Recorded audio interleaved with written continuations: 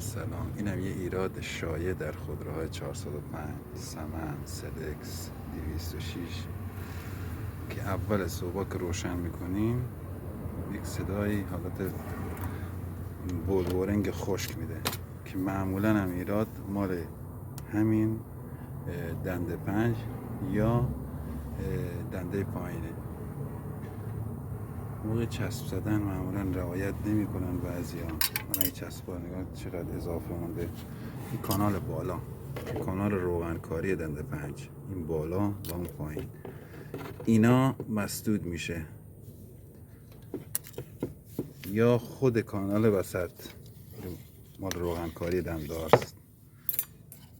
این دوتا مورد سوم هم خود غلظت واسکازین که معمولا توی زمستون باید غلظت روغنتون پایین تر باشه.